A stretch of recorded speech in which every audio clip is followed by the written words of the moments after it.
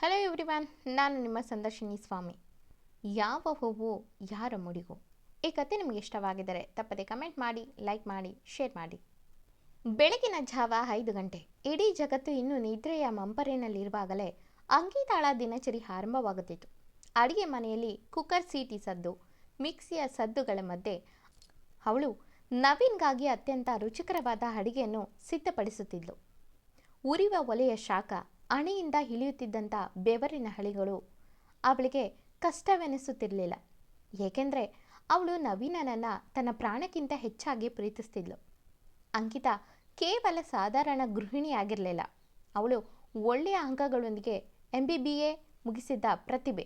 ಆದರೆ ಮದುವೆಯಾದ ಹೊಸದರಲ್ಲಿ ನವೀನ್, ನನಗೆ ನನ್ನ ಹೆಂಡತಿಯ ಆಫೀಸ್ಗೆ ಹೋಗಿ ಕಷ್ಟಪಡೋದು ಇಷ್ಟ ಇಲ್ಲ, ಮನೆಯನ್ನು ಅಚ್ಚುಕಟ್ಟಾಗಿ ನೋಡಿಕೊಂಡ್ರೆ ಸಾಕು ಎಂದಾಗ ಅವನ ಮೇಲಿದ್ದ ಅತಿಯಾದ ಪ್ರೀತಿಯಿಂದ ತನ್ನ ವೃತ್ತಿ ಜೀವನದ ಕನಸುಗಳನ್ನೇ ಒಸಗೆ ಹಾಕಿದ್ಲು. ದಿನವೂ ಬೆಳಗ್ಗೆ ನವೀನ್ ಕಚೇರಿಗೆ ಓಡುವಾಗ ಅಚ್ಚುಕಟ್ಟಾಗಿ ಟಿಫನ್ ಬಾಕ್ಸ್ಗೆ ಊಟ ತುಂಬಿಸಿ ಕೈ ಇಡ್ತಿದ್ಲು. ದಿನವೂ ಅವಳು, ನವೀನ್, ಇವತ್ತು ಆಫೀಸ್ನಲ್ಲಿ ಪ್ರಮುಖ ಮೀಟಿಂಗ್ ಇದೆ ಅಂದ್ರಲ್ಲ, ಆಲ್ ದಿ ಬೆಸ್ಟ್ ಎನ್ನುತ್ತಿದ್ಲು. ಆದರೆ ನವೀನ್ನ ಕಡೆಯಿಂದ ಕನಿಷ್ಠ ಒಂದು ಪ್ರೀತಿಯ ಮುಗುಳ್ನಗೆಯೂ ಸಿಗ್ತಿರಲಿಲ್ಲ. ಅವನು ಯಾಂತ್ರಿಕವಾಗಿ ಟಿಫಿನ್ ಹಿಡಿದು ಹೊರಟು ಹೋಗುತ್ತಿದ್ದ. ಅವಳ ತ್ಯಾಗ, ಅವಳ ಬೆವರು ಅವನಿಗೆ ಕೇವಲ ಒಂದು ಉಚಿತ ಮನೆ ಗೆಲಸದವಳ ಕರ್ತವ್ಯದಂತೆ ಕಾಣ್ತಿತ್ತು.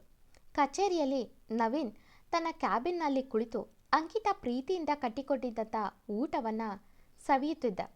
ಆ ಊಟ ಕೊಟ್ಟ ಶಕ್ತಿಯಿಂದಲೇ ಅವನು ದಿನವಿಡೀ ಕೆಲಸ ಮಾಡ್ತಿದ್ದ. ಆದರೆ ಇತ್ತೀಚೆಗೆ ಅವನ ಕಣ್ಣುಗಳು ಕೇವಲ ಊಟದ ಮೇಲಷ್ಟೇ ಇರಲಿಲ್ಲ. ಅದೇ ಕಚೇರಿಯ ಮಾಡ್ರನ್ ಸೆಕ್ರೆಟರಿ ಹಾಗೂ ಅವನ ಗರ್ಲ್ ಫ್ರೆಂಡ್ ಆಗಿದ್ದ ಶ್ರೇಯಾಳ ಮೇಲಿತ್ತು. ಶ್ರೇಯಾ ಸುಂದರವಾಗಿ ಡ್ರೆಸ್ ಮಾಡಿಕೊಂಡು ಸಿಹಿಯಾಗಿ ಮಾತಾಡುತ್ತಾ ನವೀನನ್ನು ತನ್ನ ಮಾಯಾ ಬಲೆಯಲ್ಲಿ ಬೀಳಿಸಿಕೊಳ್ಳುತ್ತಿದ್ದಳು. ನವೀನ್ ಅವಳ ಸೌಂದರ್ಯಕ್ಕೆ ಮರುಳಾಗಿ ಹೆಂಡತಿಯನ್ನು ಮರೆತು ಶ್ರೇಯಾಳೊಂದಿಗೆ ಅಕ್ರಮ ಸಂಬಂಧವನ್ನು ಬೆಳೆಸಿದ್ದನು. ಶ್ರೇಯಾಗೆ ನವೀನನ ಹಣ ಮತ್ತು ಅಧಿಕಾರದ ಮೇಲೆ ಕಣ್ಣಿಟ್ಟೆ ಹೊರತು ಪ್ರೀತಿ ಇರಲಿಲ್ಲ. ಒಂದು ದಿನ ಕಚೇರಿಯಲ್ಲಿ ದೊಡ್ಡ ಪಾರ್ಟಿ ಇತ್ತು. ನವೀನ್ಗೆ ದೊಡ್ಡ ಪ್ರಾಜೆಕ್ಟ್ ಯಶಸ್ವಿಯಾದ ಹಿನ್ನೆಲೆಯಲ್ಲಿ ಬಡ್ತಿ ಸಿಕ್ಕಿತ್ತು. ನವೀನ್ಗೆ ಗೊತ್ತಿಲ್ಲದಂತೆ ಅಂಕಿತಾ ಅವನಿಗೆ ಸರ್ಪ್ರೈಸ್ ಕೊಡಲು ಆಫೀಸ್ ಪಾರ್ಟಿಗೆ ಬಂದಿದ್ಲು. ಆದರೆ ಅಲ್ಲಿ ಅವಳಿಗೆ ಕಾದಿದ್ದು ಬದುಕಿನ ಅತ್ಯಂತ ದೊಡ್ಡ ಆಘಾತ. ವೇದಿಕೆ ಮೇಲೆ ಮೈಕ್ ಹಿಡಿದು ನಿಂತಿದ್ದಂಥ ನವೀನ್, ನನ್ನ ಈ ಯಶಸ್ಸಿಗೆ ಕಾರಣ ನನ್ನ secretary come my love Shreya. ಅವಳ ಸ್ಮಾರ್ಟ್ ವರ್ಕ್ ಇಲ್ಲದಿದ್ದರೆ ನಾನು ಈ ಹಂತಕ್ಕೆ ಬರ್ತಿರ್ಲಿಲ್ಲ ಎಂದು ಘೋಷಿಸಿ ಶ್ರೇಯಾಳ ಕೈ ಹಿಡಿದು ಕೇಕ್ ಕತ್ತರಿಸ್ದ. ಅಲ್ಲಿಗೆ ಮುಗಿಯಲಿಲ್ಲ ಹೊರತು. ಪಾರ್ಟಿ ಮುಗಿದ ಮೇಲೆ ಪಕ್ಕದ ರೂಮ್ನಲ್ಲಿ ನವೀನ್ ಮತ್ತು ಶ್ರೇಯಾ ಒಟ್ಟಿಗೆ ಇದ್ದಾಗ ಅಂಕಿತಾ ಅಲ್ಲಿಗೆ ಹುಡುಕಿ ಹೋದ್ಲು. ತನ್ನ ಕಣ್ಣೆದುರೇ ಗಂಡ ಮತ್ತೊಬ್ಬಳ ಜೊತೆ ಇರುವುದನ್ನು ನೋಡಿ ಅವಳ ಜಗತ್ತೇ ಕತ್ತಲಾಗಿ ಹೋಯಿತು.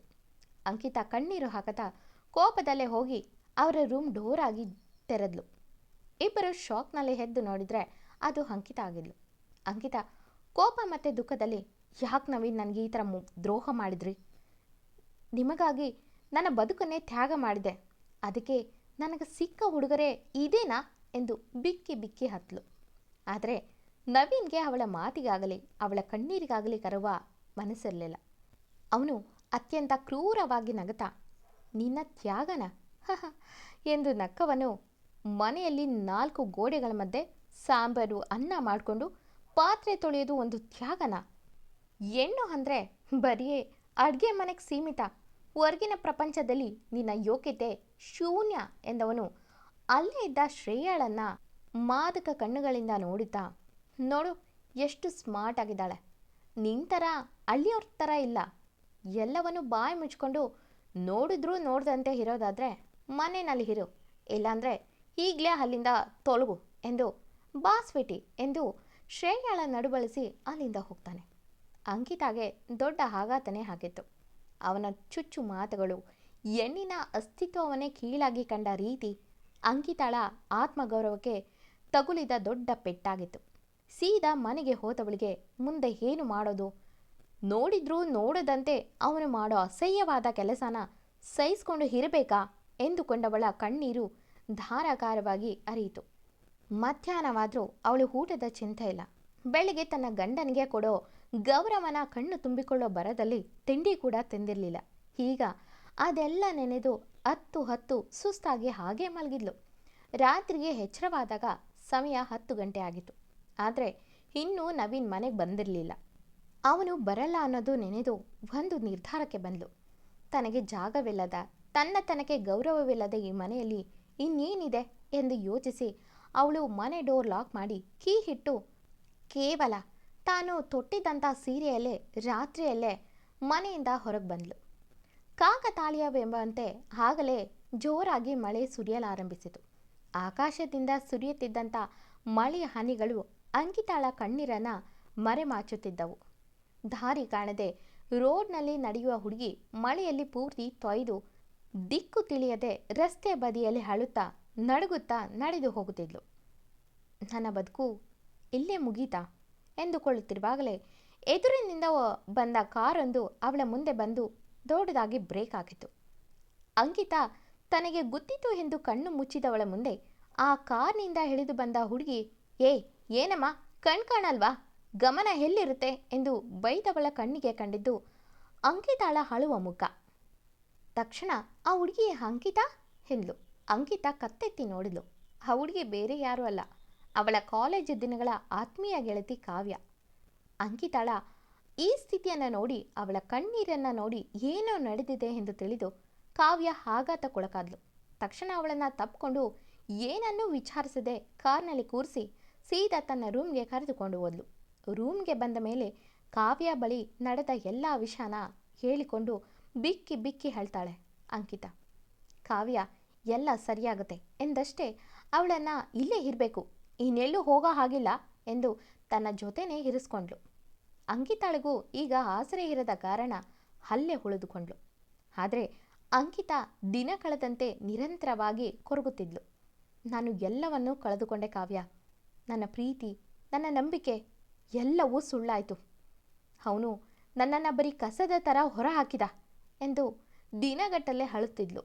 ಸರಿಯಾಗಿ ಊಟ ತಿಂತಿರಲಿಲ್ಲ. ಆಗ ಕಾವ್ಯ ಅವಳ ಕೈ ಹಿಡಿದು ಅವಳ ಕಣ್ಣೀರನ್ನು ಒರೆಸಿ ಮನಸ್ಸಿಗೆ ಧೈರ್ಯ ತುಂಬಿದ್ಲು. ಅಂಕಿತಾ, ನೀನು ಅಳಬೇಕಾಗಿಲ್ಲ. ನಿನ್ನ ಕಣ್ಣೀರು ಆ ದ್ರೋಹಿಗೆ ವಿಜಯ ಕೊಟ್ಟಂತೆ. ನೀನು MBA ಗೋಲ್ಡ್ ಮೆಡಲಿಸ್ಟ್ ಕಣೆ. ನಿನ್ನ ಬುದ್ಧಿವಂತಿಕೆ ಇನ್ನೂ ನಿನ್ನ ಜೊತೆನೇ ಇದೆ. ನಿನ್ನ ಕಾಲಿನ ಮೇಲೆ ನೀನು ನಿಂತು ತೋರಿಸು ಅವನಿಗೆ. ಆ ನವೀನನಿಗೆ ಹೆಣ್ಣಿನ ಶಕ್ತಿ ಏನೆಂದು ತೋರಿಸ್ಬೇಕು. ಇದೇ ನಿನ್ನ ಮುಂದಿರುವ ಸವಾಲು ಎಂದಳು ಧೈರ್ಯ ತುಂಬುವಂತೆ.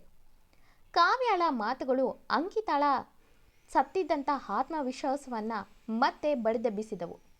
ಕಾವ್ಯ ತಕ್ಷಣವೇ ಬೆಂಗಳೂರಿನ ಒಂದು ಪ್ರತಿಷ್ಠಿತ IT ಮತ್ತು ಮಾರ್ಕೆಟಿಂಗ್ ಕಂಪನಿಯಲ್ಲಿ ಖಾಲಿ ಇದ್ದ ಮ್ಯಾನೇಜರ್ ಹುದ್ದೆಗೆ ಅಂಕಿತಾಳ ಕೈಯಿಂದ ಅರ್ಜಿ ಹಾಕಿಸಿದ್ಲು.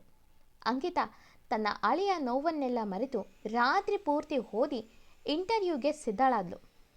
ಕಠಿಣವಾದ 3 ಸುತ್ತಿನ ಸಂದರ್ಶನದಲ್ಲಿ ತನ್ನ ಅದ್ಭುತ ಜ್ಞಾನದಿಂದ ಕಂಪನಿಯ ಮಾಲೀಕರನ್ನು ಬೆರಗುಗೊಳಿಸಿದ್ಲು. ಹಾಗೆ ಕೆಲಸನೂ ಗಿಟ್ಟಿಸ್ಕೊಂಡ್ಳು. ಕೆಲಸ ಸಿಕ್ಕ ತಕ್ಷಣವೇ ಎಲ್ಲವೂ ಸುಲಭವಾಗಿರಲಿಲ್ಲ. ಕಾರ್ಪೊರೇಟ್ ಪ್ರಪಂಚದಲ್ಲಿ 5 ವರ್ಷಗಳ ಗ್ಯಾಪ್ ನಂತರ ಕೆಲಸ ಮಾಡುವುದು ದೊಡ್ಡ ಸವಾಲಾಗಿತ್ತು. ಆರಂಭದಲ್ಲಿ ಸಹೋದ್ಯೋಗಿಗಳು ಅವಳನ್ನು ಕೀಳಾಗಿ ನೋಡುತ್ತಿದ್ದರು. ಆದರೆ ಅಂಕಿತಾ ಅಲ್ಲಿಗೆ ಸೋಲೊಪ್ಪಲಿಲ್ಲ. ಕಂಪನಿಯ ಒಂದು ಪ್ರಮುಖ ಪ್ರಾಜೆಕ್ಟ್ಗಾಗಿ ಅಂಕಿತಾ ಆಫೀಸ್ನಲ್ಲಿ ಅದ್ಭುತ ಪ್ರೆಸೆಂಟೇಷನ್ ಕೊಡುತ್ತಿದ್ಲು. ಅಲ್ಲಿ ಕಂಪನಿಯ ಮಾಲೀಕ ಹಾಗೂ ಅವರ ಮಗ ರೋಹನ್ ಕೂಡ ಕೂತಿದ್ದನು. ಅಂಕಿತಾ ಮಾತನಾಡುತ್ತಿದ್ದ ರೀತಿ, ಅವಳ ಬಿಸ್ನೆಸ್ ಸ್ಟ್ರಾಟಜಿ ಮತ್ತು ಕಟ್ಟುನಿಟ್ಟಾದ ಬಿಸ್ನೆಸ್ ಎಥಿಕ್ಸ್ನ ನೋಡಿ ರೋಹನ್ ಮನದಲ್ಲೇ ವಾವ್, ಇಟ್ಸ್ ರಿಯಲಿ ಇಂಪ್ರೆಸಿವ್ ಎಂದುಕೊಂಡನು. ರೋಹನ್ಗೆ ಅವಳ ಪ್ರತಿಭೆ ಅಷ್ಟೇ ಅಲ್ಲ, ಅವಳ ಹಿನ್ನೆಲೆಯೂ ತಿಳಿದಿತ್ತು. ಅವಳು ಮದುವೆಯಾಗಿ ಗಂಡನಿಂದ ದ್ರೋಹಕ್ಕೆ ಒಳಗಾಗಿದ್ದಾಳೆ ಎಂದು. ಆದರೂ ಅವಳು ಧೃತಿಗೆಡದೆ ಶೂನ್ಯದಿಂದ ಎದ್ದು ನಿಂತಿದ್ದಾಳೆ ಎಂದು ತಿಳಿದಾಗ ರೋಹನ್ಗೆ ಅವಳ ಮೇಲಿದ್ದ ಗೌರವ ಇನ್ನಷ್ಟು ಹೆಚ್ಚಾಯಿತು. ಅಂಕಿತಾಳ ಈ ಅಸಾಧಾರಣ ಟ್ಯಾಲೆಂಟ್ ಮತ್ತು ವ್ಯಕ್ತಿತ್ವವನ್ನು ನೋಡಿ ಸ್ವತಃ ಕಂಪನಿಯ ಮಾಲೀಕರಾದ ರೋಹನ್ ತಂದೆಗೆ ಅವಳ ಮೇಲೆ ಅಪಾರ ಗೌರವ ಮತ್ತು ಪ್ರೀತಿ ಹುಟ್ಟಿತು. ಅವರು ರೋಹನ್ ಹತ್ರ, ನಮ್ಮ ಮನೆಗೆ ಇವಳೇ ಸೊಸೆಯಾಗಿ ಬರಬೇಕು, ನೀನು ಇವಳನ್ನು ಮದುವೆ ಆಗ್ತೀಯಾ ಎಂದು ಕೇಳಿದರು. ರೋಹನ್ ಖುಷಿಯಿಂದ ತಲೆ ಆಡಿಸಿದ. ಅಂಕಿತಾ ತನ್ನ ಕಠಿಣ ಶ್ರಮದಿಂದ ಅದೇ ಕಂಪನಿಯ ಚೀಫ್ ಎಕ್ಸಿಕ್ಯೂಟಿವ್ ಆಫೀಸರ್ CEO ಆಗಿ ನೇಮಕಗೊಂಡ್ಳು. ಇತ್ತ ನವೀನನ ಬದುಕು ಸಂಪೂರ್ಣವಾಗಿ ಹಾಳಾಗಿತ್ತು. ಶ್ರೇಯಾ ಅವನ ಬ್ಯಾಂಕ್ ಅಕೌಂಟ್ನ ಖಾಲಿ ಮಾಡಿ ಬೇರೊಬ್ಬನ ಜೊತೆ ಓಡಿ ಹೋಗಿದ್ದು. ನವೀನ್ನ ಕಂಪನಿ ದಿವಾಳಿಯಾಗಿತ್ತು. ನವೀನ್ಗೆ ಕೆಲವು ಹೂಡಿಕೆದಾರರು ಅಂಕಿತಾ ಅವರ ಕಂಪನಿಯಿಂದ ದೊಡ್ಡ ಶೇರ್ ಸಿಗಬಹುದು ಎಂದು ಒಂದು ಸಲ ಅವರನ್ನು ಭೇಟಿಯಾಗಿ ಕನ್ವಿನ್ಸ್ ಮಾಡಿ ಎಂದು ಸಲಹೆ ನೀಡಿದ್ರು. ಅಂಕಿತಾ ಅವಳ ಗಂಡ ಎದುರಿಗೆ ನಿಂತರೆ ಏನು ಮಾಡ್ತಾಳೆ ಎಂದು ನೋಡಲು ಸ್ವತಃ ರೋಹನ್ ಈ ಮೀಟಿಂಗ್ನ ಫಿಕ್ಸ್ ಮಾಡಿದ್ದ. ರೋಹನ್ ಒಂದು ಮನಸ್ಸು ಇವರಿಬ್ಬರು ಒಂದಾಗಲಿ, ನವೀನ್ಗೆ ಈಗಾಗಲೇ ಬುದ್ಧಿ ಬಂದಿರಬಹುದು ಎಂದು ಬಯಸಿದ್ರೆ, ಮತ್ತೊಂದು ಮನಸ್ಸು ಬೇಡ, ಅಂಕಿತಾಳಂತ ಅದ್ಭುತ ಹೆಣ್ಣು ಆ ನವೀನ್ಗೆ ಲಾಯಕಲ್ಲ ಎನ್ನುತ್ತಿತ್ತು. ಕೊನೆಗೆ ನವೀನನ್ನು ಅಂಕಿತಾಳ ಎದುರು ತಂದು ನಿಲ್ಲಿಸಿದಾಗ ನವೀನ್ಗೆ ಅಲ್ಲಿ ಕಳೆದ ಒಂದೊಂದು ಗಳಿಗೆಯೂ ನರಕದಂತೆ ಹಿಂಸೆ ಆಗ್ತಿತ್ತು. ಕಾನ್ಫರೆನ್ಸ್ ರೂಮ್ನಲ್ಲಿ ಅಂಕಿತಾ ತನ್ನ ಗಾಂಭೀರ್ಯದ ಸೀಟಿನಲ್ಲಿ ಕುಳಿತುಕೊಂಡಿದ್ಲು.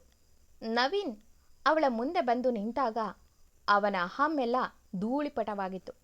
ತಾನು ಕೀಳಾಗಿ ಕಂಡ ಹೆಂಡತಿ ಇಂದು ಜಗತ್ತೇ ಗೌರವಿಸುವ ಸ್ಥಾನದಲ್ಲಿದ್ದಾಳೆ ಎಂದು ಅರಿತ ನವೀನ್ ಅವಳ ಕಾಲಿಗೆ ಬಿದ್ದು ಕ್ಷಮೆ ಕೇಳಿದನು.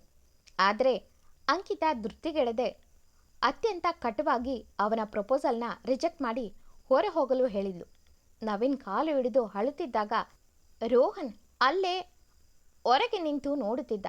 ಅಂಕಿತಾ ಸೆಕ್ಯೂರಿಟಿ ಎಂದು ಕರೆದು ಇವರನ್ನು ಹೊರಗೆ ಕಳಿಸು ಎಂದವಳು ಎಲ್ಲಿಗೆ ಸೈನ್ ಮಾಡಿ ಇಲ್ಲಿಂದ ಹೋಗಿ ಅಂದ್ಲು. ನವೀನ್ ಏನಿದು ಎಂದ. ಅಂಕಿತಾ ಡೈವರ್ಸ್ಗೆ ಸೈನ್ ಮಾಡಿ ಇಲ್ಲಿಂದ ಹೋಗ್ತಿರು ಅಂದ್ಲು. ನವೀನ್ ಇಲ್ಲ ನಾನು ಮಾಡಲ್ಲ ಎಂದ ಕಣ್ತುಂಬಿ. ಆದರೆ ಅಂಕಿತಾ ವ್ಯಂಗ್ಯವಾಗಿ ನಗುತ್ತಾ ತನ್ನ ಫೋನ್ ತೆಗೆದು ಶ್ರೇಯಾ ಜೊತೆ ಇದ್ದಂಥ ವಿಡಿಯೋನ ತೋರಿಸಿ, ಈಗ ಮಾಡಲಿಲ್ಲ ಅಂದರೆ ನಾನು ಇದನ್ನು ಎಲ್ಲಿಗೆ ಸೇರಿಸ್ಬೇಕೋ ಅದನ್ನು ಸೇರಿಸ್ತೀನಿ ಎಂದು ಹೆದರಿಸಿದ್ಲು. ನವೀನ್ಗೆ ತಾನು ಮಾಡಿದ ತಪ್ಪೇ ಇವತ್ತು ತನ್ನನ್ನು ಮುಳುವಾಗಿಸಿತು ಎಂದು ದುಃಖದಲ್ಲೇ ಡೈವರ್ಸ್ಗೆ ಸೈನ್ ಮಾಡಿ ಅಲ್ಲಿಂದ ಹೊರಟ. ಕೊನೆಗೂ ಅಂಕಿತಾ ತನ್ನ ಗಂಡನಿಗೆ ಸರಿಯಾದ ಪಾಠ ಕಲಿಸಿ ಅವನನ್ನು ರಿಜೆಕ್ಟ್ ಮಾಡಿದ್ದನ್ನು ಕೇಳಿ ರೋಹನ್ಗೆ ಅಪಾರ ಸಂತೋಷವಾಯಿತು. ಅವನು ತಕ್ಷಣವೇ ಅಂಕಿತಾಳ ಕ್ಯಾಬಿನ್ಗೆ ಒಂದು ಸುಂದರವಾದ ಫ್ಲವರ್ ಬೊಕ್ಕೆ ಮತ್ತು ಸ್ವೀಟ್ಸ್ನ ಕಳಿಸಿಕೊಟ್ಟನು. ಅಂಕಿತಾಗೆ ಯಾರಿದು ಎಂದು ಯೋಚಿಸಿ ಎಲ್ಲೋ ಕಾವ್ಯ ಇರಬೇಕು ಎಂದು ತನಗಿಷ್ಟವಾದ ಸ್ವೀಟ್ ತಿಂದು ಮನಸ್ಸನ್ನು ನಿರಾಳ ಮಾಡಿಕೊಂಡ್ಳು. ಇತ್ತ ರೋಹನ್ ತನ್ನ ತಂದೆಯ ಮೂಲಕ ನೇರವಾಗಿ ಮದುವೆ ಪ್ರಪೋಸಲನ್ನು ಅಂಕಿತಾಳ ಮುಂದೆ ಹಿಡಿಸ್ದ. ಅಂಕಿತಾ ಇಲ್ಲ ಎಂದು ನಿರಾಕರಿಸಿದ್ಲು. ಕೊನೆಗೆ ರೋಹನ್ ಅವಳ ಎದುರು ನಿಂತು, ನಿಮ್ಮ ಬಗ್ಗೆ ಎಲ್ಲ ಗೊತ್ತಿದ್ದೆ ಈ ಮದುವೆ ಪ್ರಪೋಸಲ್ ಇಟ್ಟಿರೋದು ಅಂಕಿತಾ ಅವರೇ. ಇಲ್ಲಿ ನೀವು ಹೇಗೆ ಇರೋಕ್ಕೆ ಇಷ್ಟಪಡ್ತೀರೋ ಹಾಗೆ ಮದುವೆ ಆದ ಮೇಲೂ ಕೂಡ ಇರಬಹುದು. ಹಾಗೆ ಇದರಲ್ಲಿ ನಿಮಗೆ ಫೋರ್ಸ್ ಮಾಡೋದಿಲ್ಲ ಎಂದು ನೇರವಾಗಿ ಹೇಳ್ದ. ಅವನು ಅವಳ ಮೇಲೆ ಗೌರವ ತೋರಿಸಿದ್ದು ಮತ್ತು ಕಾಳಜಿಯನ್ನು ಕಂಡು ಅವಳಿಗೆ ಆಶ್ಚರ್ಯವಾಯಿತು. ಆದರೂ ತನ್ನ ಹಳೆಯ ಕಹಿ ನೆನಪುಗಳಿಂದಾಗಿ ನನಗೆ ಸ್ವಲ್ಪ ಸಮಯ ಬೇಕು ಅಂದ್ಲು. ರೋಹನ್ ಅದಕ್ಕೆ ಅತ್ಯಂತ ಪ್ರೀತಿಯಿಂದ ಒಪ್ಕೊಂಡು ಅವಳಿಗೆ ಯಾವುದೇ ಒತ್ತಡ ಇರದೆ ದೂರದಿಂದಲೇ ಅವಳನ್ನು ಪ್ರೀತಿಸುತ್ತಾ ನೋಡಿಕೊಳ್ತಾ ಇದ್ದ. ಇದೆಲ್ಲ ತಿಳಿದ ಕಾವ್ಯ ಒಂದು ದಿನ ಅಂಕಿತಾಳ ಬಳಿ ಬಂದು, ಅಂಕಿತಾ, ಇನ್ನಾದರೂ ನಿನ್ನ ಹಳೆಯ ನೋವನ್ನು ಮರೆತುಬಿಡು. ನಿನಗೆ ರೋಹನ್ ಥರದ ಅತ್ಯಂತ ಅದ್ಭುತವಾದ ಲೈಫ್ ಪಾರ್ಟ್ನರ್ ಸಿಕ್ಕಿದ್ದಾರೆ, ದಯವಿಟ್ಟು ಒಪ್ಕೋ ಎಂದು ತಿಳಿ ಹೇಳಿದ್ಲು. ಅಂಕಿತಾ ಕೊನೆಗೆ ರೋಹನ್ನನ್ನು ಭೇಟಿಯಾಗಲು ಬಂದ್ಲು. ಅವಳು ರೋಹನ್ನ ಎದುರು ನಿಂತು ನೇರವಾಗಿ ಹೇಳಿದ್ಲು, ರೋಹನ್, ಕಾವ್ಯ ನಿಮ್ಮ ಬಗ್ಗೆ ಹೇಳಿದ್ಲು. ಆದರೆ ನಿಮಗೆ ಗೊತ್ತಿರಲಿ, ನನಗೆ ಈಗಾಗಲೇ ಮದುವೆ ಆಗಿದೆ, ಆದರೆ ನೀವು ಎಂದು ಸುಮ್ಮನಾದ್ಲು. ರೋಹನ್ ಮುಗುಳ್ನಗುತ್ತಾ, ನನಗೆ ನಿಮ್ಮ ಗತಕಾಲದ ಎಲ್ಲ ವಿಷಯಗಳು ಗೊತ್ತು ಅಂಕಿತಾ ಅವರೇ. ಎಲ್ಲ ಗೊತ್ತಿದ್ದೆ ನಾನು ನಿಮ್ಮನ್ನು ಪೂರ್ಣ ಮನಸ್ಸಿನಿಂದ ಒಪ್ಕೊಂಡಿದ್ದಾನೆ. ನಿಮ್ಮಂಥ ಹೆಣ್ಣು ಸಿಗಲು ನಾನು ಪುಣ್ಯ ಮಾಡಿರಬೇಕು. ಬ್ಯೂಟಿ ವಿತ್ ಬ್ರೈನ್ ಅಂತಾರಲ್ಲ, ಆ ಪದವನ್ನು ನಿಮ್ಮನ್ನು ನೋಡಿಯೇ ಸೃಷ್ಟಿಸಿರಬೇಕು ಎಂದವನು ಅಷ್ಟಕ್ಕೆ ನಿಲ್ಲಿಸದೆ ಅತ್ಯಂತ ಪ್ರೀತಿಯಿಂದ ಅಂಕಿತಾಳ ಹತ್ರ ಬಂದು ಅವಳ ಮುಂದೆ ಮಂಡಿಯೂರಿ ಕೂತು ಅವಳ ಕೈಗಳನ್ನು ತನ್ನ ಕೈಗೆ ತೆಗೆದುಕೊಂಡು, ನನಗೆ ಜೀವನ ಪೂರ್ತಿ ನಿಮ್ಮ ಮಾತುಗಳನ್ನು ಕೇಳುವ ಅನುಮತಿ ಕೊಡ್ತೀರಾ? ನಿಮ್ಮ ಜೀವನದಲ್ಲಿ ಒಬ್ಬ ಗೆಳೆಯನಾಗಿ, ಒಬ್ಬ ಪ್ರೇಮಿಯಾಗಿ ಮತ್ತು ಅದಕ್ಕೂ ಮಿಗಿಲಾಗಿ ನಾನು ನಿಮ್ಮ ಒಬ್ಬ ದೊಡ್ಡ ಫ್ಯಾನ್ ಆಗಿ ಇರಲು ಬಯಸ್ತೀನಿ. ಪ್ಲೀಸ್ ನನ್ನನ್ನು ಒಪ್ಕೊಳ್ತೀರಾ ಎಂದ. ರೋಹನ್ನ ಕಣ್ಣುಗಳಲ್ಲಿದ್ದಂಥ ನಿಷ್ಕಲ್ಮಶ ಪ್ರೀತಿ ಮತ್ತು ಗೌರವ ನೋಡಿದಂಥ ಅಂಕಿತಾಳ ಕಣ್ಣುಗಳು ತೇವವಾದವು. ಅವಳ ಹೃದಯದಲ್ಲಿ ಹಳೆಯ ನೋವೆಲ್ಲ ಕರಗಿ ಹೋಯಿತು. ಅವಳು ರೋಹನ್ ಪ್ರೀತಿಯನ್ನು ಒಪ್ಕೊಳ್ಳುವಂತೆ ಮುಗುಳ್ನಗುತ್ತಾ ಸಣ್ಣದಾಗಿ ಕುತ್ತಿಗೆಯನ್ನು ಹಾರಿಸಿ ತನ್ನ ಸಮ್ಮತಿಯನ್ನು ನೀಡಿದ್ಲು. ರೋಹನ್ ಅವಳ ಕೈಗೆ ಮುತ್ತಿಕ್ಕಿ ತನ್ನ ಮಹಾರಾಣಿಯನ್ನು ಬರಮಾಡಿಕೊಂಡನು. ಈ ಕತೆ ನಿಮಗೆ ಇಷ್ಟವಾಗಿದ್ದರೆ ತಪ್ಪದೆ ಕಮೆಂಟ್ ಮಾಡಿ, ಲೈಕ್ ಮಾಡಿ, ಶೇರ್ ಮಾಡಿ. Thank you for watching.